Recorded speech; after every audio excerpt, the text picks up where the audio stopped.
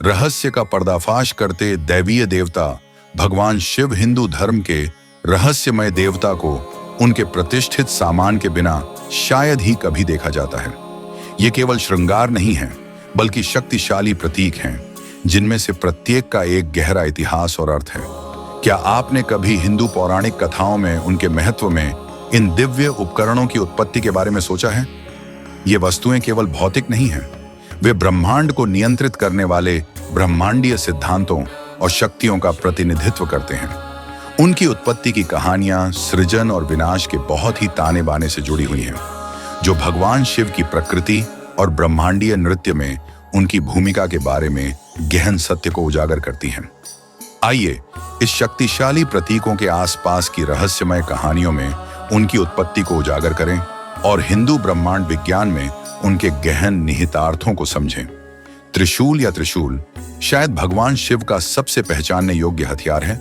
इसके 3 शूल 3 मौलिक गुणों का प्रतिनिधित्व करते हैं, जो पवित्रता और अच्छाई है, रस जो जुनून और गतिविधि का प्रतीक है, और जड़ता और अज्ञानता का प्रतीक है।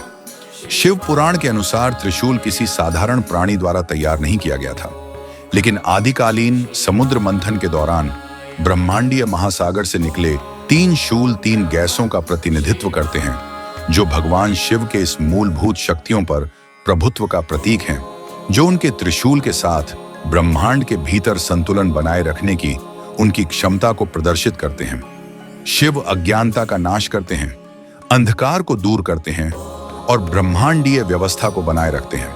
3 शूल समय के 3 पहलुओं अतीत, वर्तमान और भविष्य का भी प्रतीक हैं, जो समय की बाधाओं से परे शिव की स्थिति को शाश्वत के रूप में उजागर करते हैं।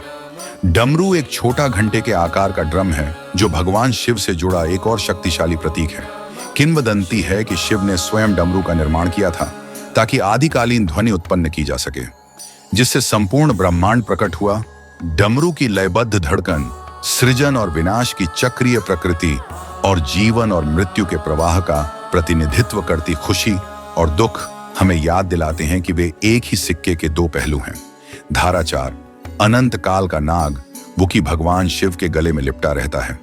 शक्तिशाली नाग देवता वुकी का राजा रहता है। वुकी की उपस्थिति केवल सजावटी नहीं है, यह किंवदंती के अनुसार अधिकांश भय मृत्यु पर शिव की महारथ का प्रतिनिधित्व करती है।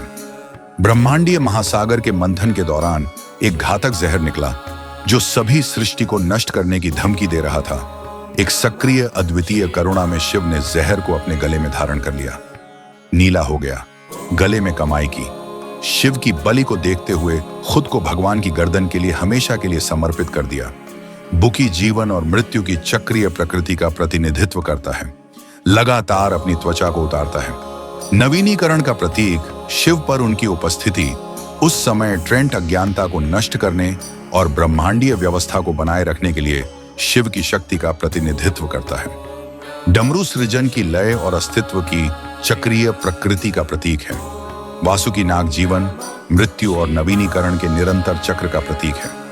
साथ में प्रतीक उस नाजुक संतुलन का प्रतिनिधित्व करते हैं, जिसे शिव ब्रह्मांड के भीतर बनाए रखते हैं।